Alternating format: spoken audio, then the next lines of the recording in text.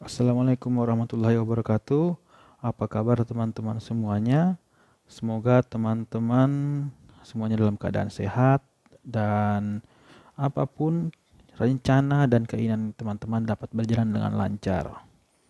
Nah, pada kesempatan kali ini kita akan memulai serial dari perjalanan panjang belajar TOEFL menggunakan buku Longman, diawali dari skill 1 sampai skill terakhir. Nah, skill 1 ini kita mulai dari bagian structure and written expression.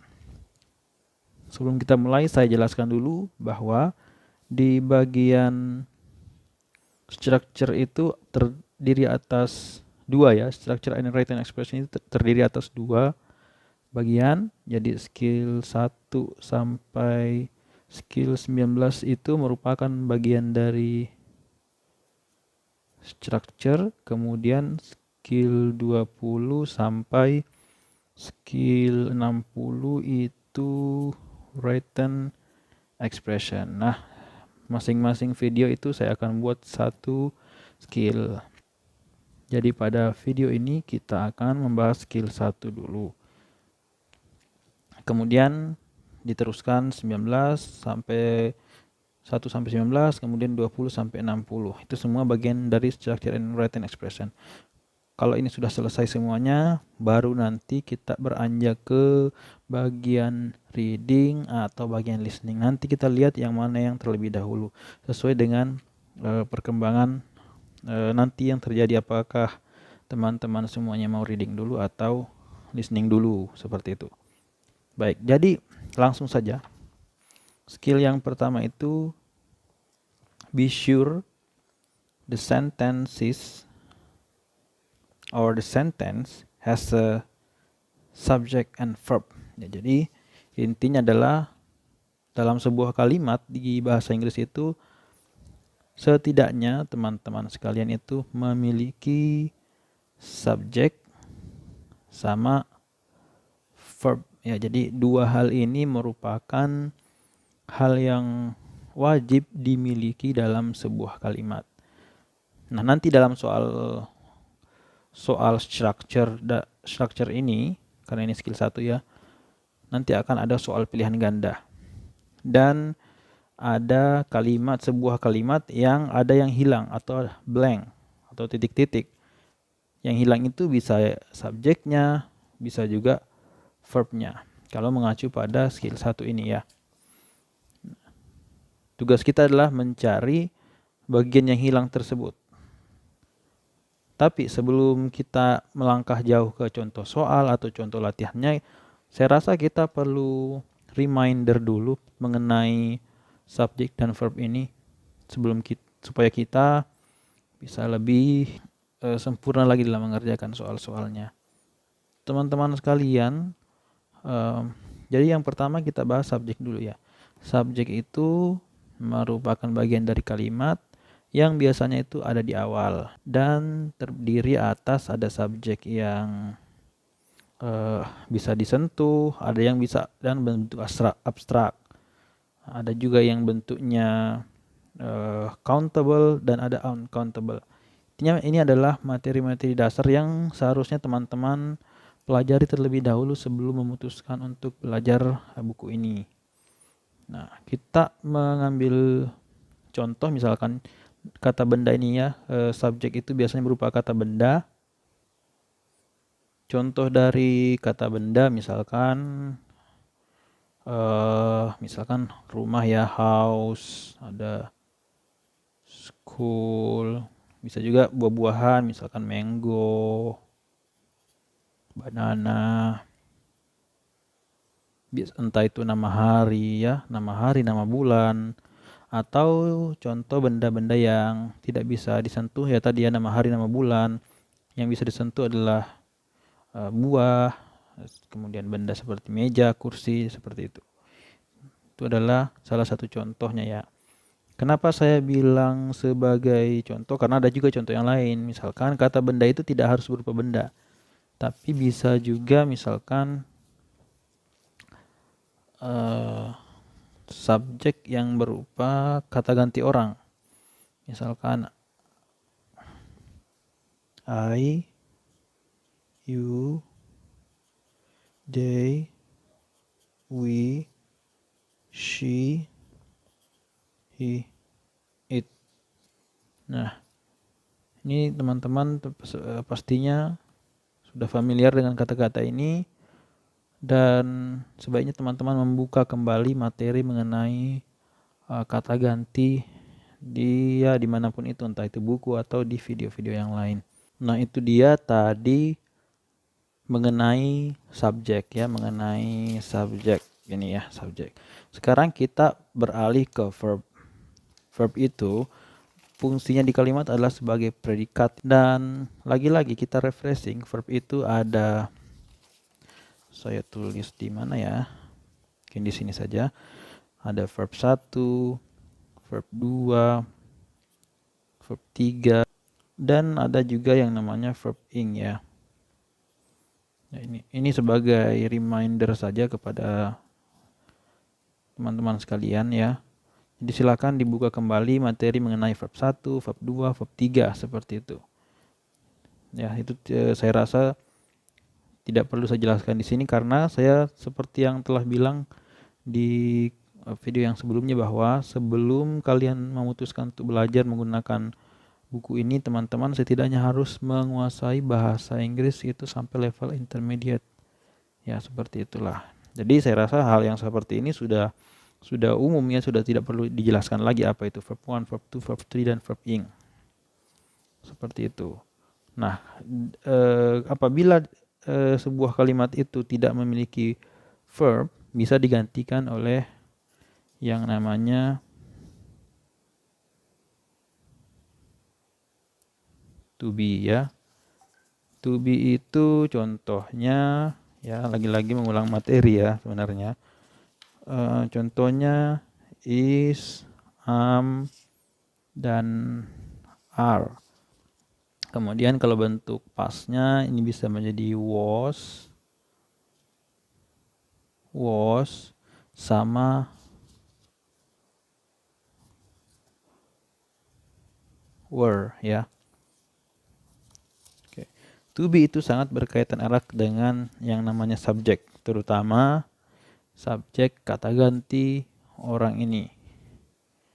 Contoh I itu pasangannya adalah am, kemudian you pasangannya adalah are, ini juga are, kemudian ini juga are.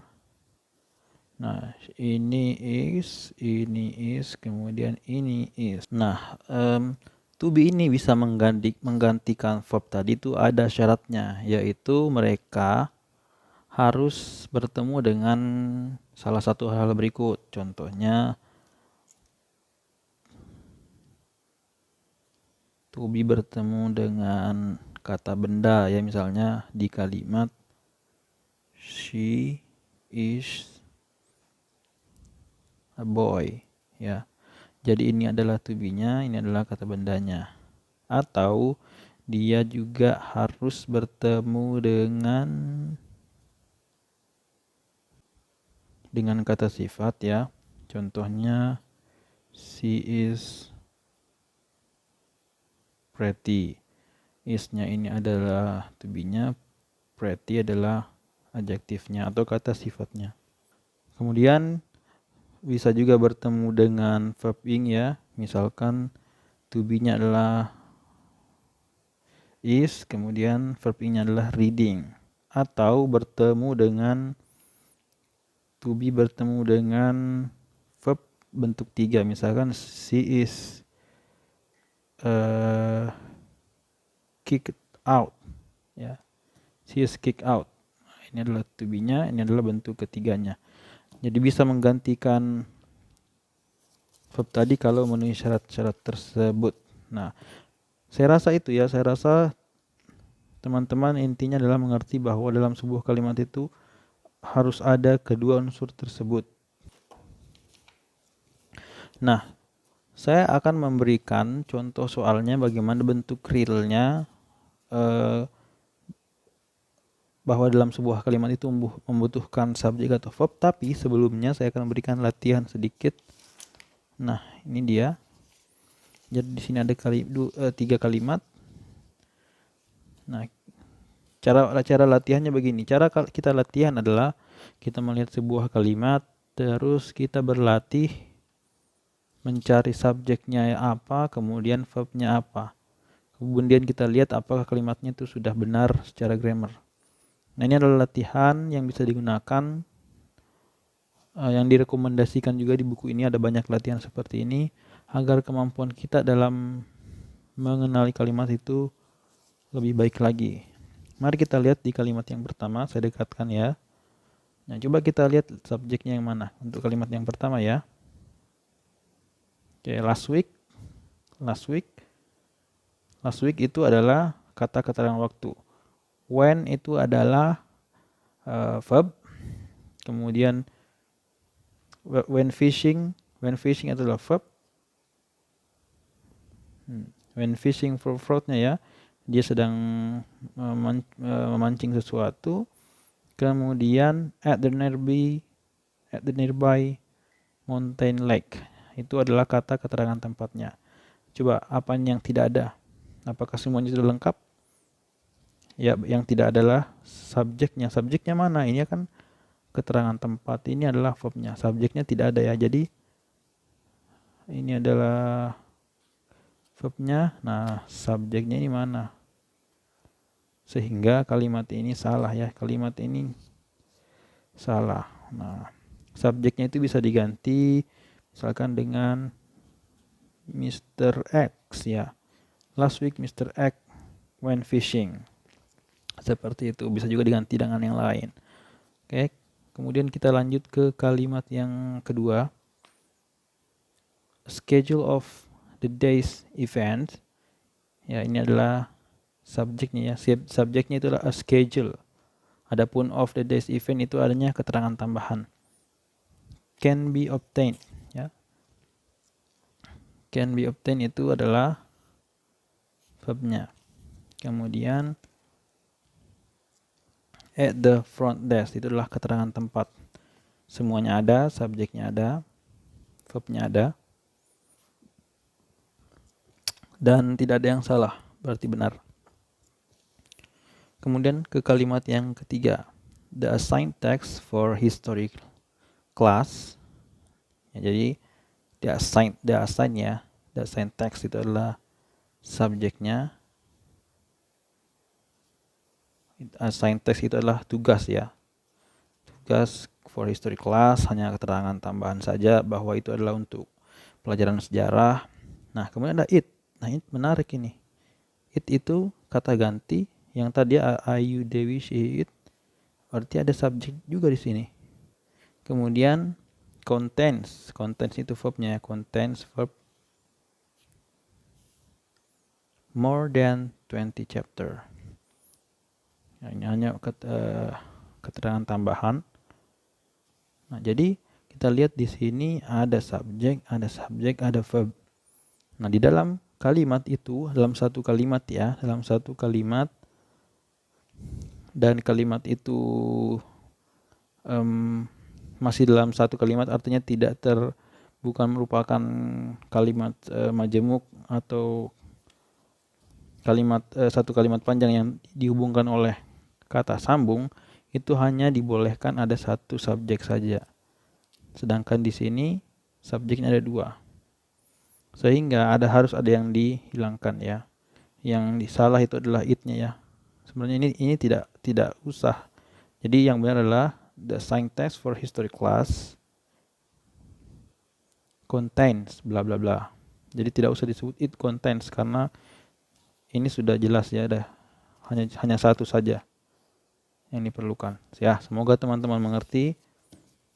Intinya adalah kesimpulan dari 3 soal ini, teman-teman harus mengerti yang mana subjeknya, yang mana verbnya, sehingga teman-teman bisa mengetahui kalimat ini beres enggak sih atau tidak.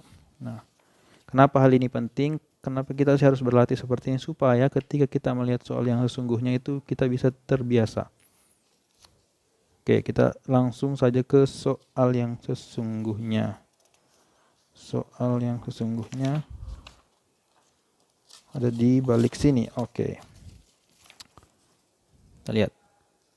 Teman-teman bisa lihat dulu, bisa di pause dan kira-kira menebak apa jawabannya. Oke, sudah? Mari kita kerjakan bersama-sama.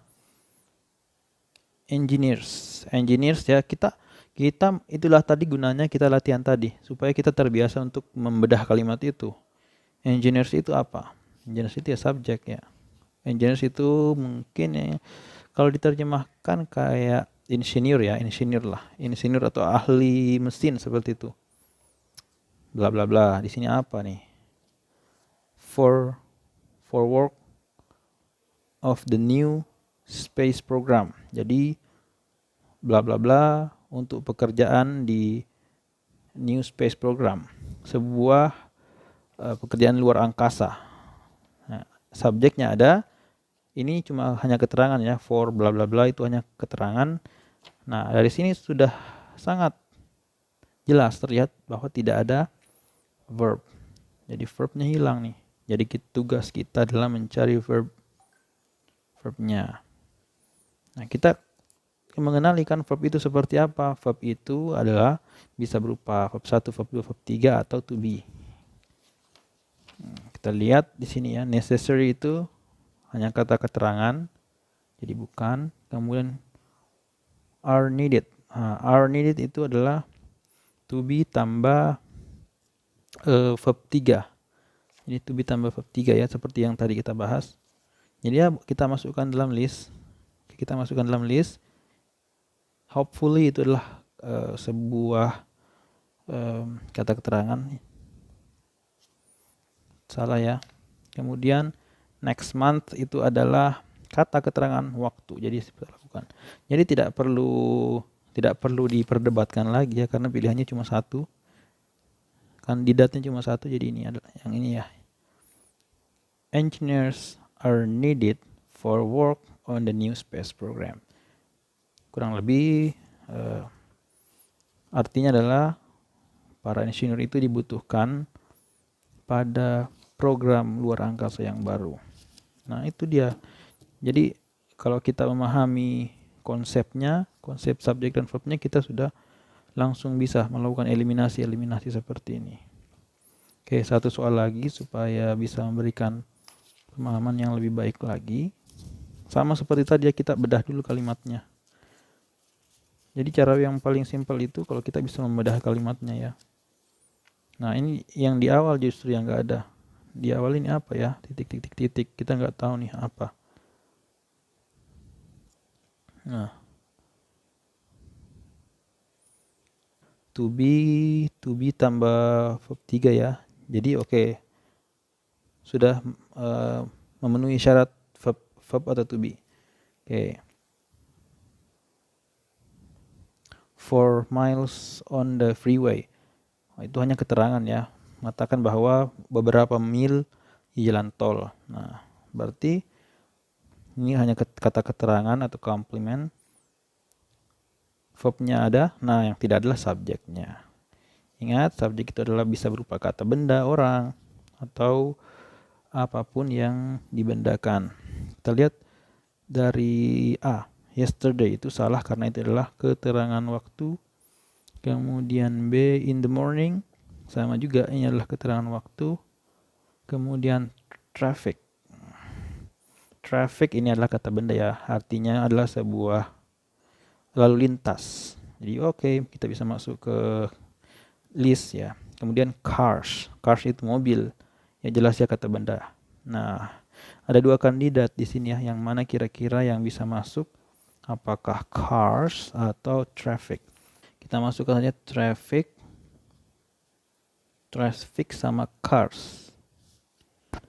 Nah, kuncinya adalah subjek itu harus berkesesuaian dengan verbnya ya. Verbnya di sini dalam artian adalah verb 3-nya, verb to be tambah verb 3-nya adalah was back up.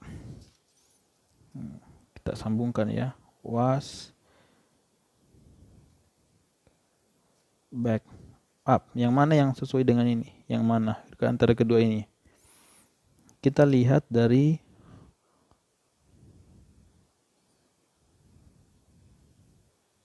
was ini ya. Jadi to be dalam bentuk past itu ada dua macam, ada was, ada were. Nah, was itu digunakan untuk subjek yang tunggal, sementara were itu untuk subjek yang jamak. Karena were itu asalnya adalah dari are. Oke, kita lihat. Karena dia adalah was, seperti yang saya bilang tadi, maka subjeknya harus tunggal. Yang mana di antara dua ini yang tunggal? Nah, cars jelas-jelas bukan ya, karena ada huruf S ini mengindikasikan bahwa ini adalah kalimat majemuk, berarti bukan. Kalau traffic itu kalimat tunggal, berarti benar. Jadi jawabannya yang ini ya. Oke. Seperti itu saja. Semoga dengan dua contoh ini ya, semoga dengan adanya dua contoh ini bisa memberikan contoh atau gambaran yang lebih real tentang pembahasan yang selama beberapa menit tadi. Ya, semoga dengan adanya contoh-contoh ini bisa memberikan wawasan baru buat teman-teman semuanya. Dan apabila teman-teman masih ada pertanyaan, silahkan ditanyakan saja. Dan buat teman-teman yang tidak mau ketinggalan video-video selanjutnya, karena kita akan belajar dari skill 1 sampai skill 60 dan dilanjutkan. Pokoknya kita akan menyelesaikan buku ini teman-teman ya. Supaya kalian tidak ketinggalan, silahkan di subscribe dan dinyalakan notifikasinya sehingga teman-teman bisa tahu. Insya Allah dalam seminggu itu paling tidak ada satu video, dan paling banyaknya itu tidak ada batasan ya. Bisa jadi 7 bahkan lebih ya.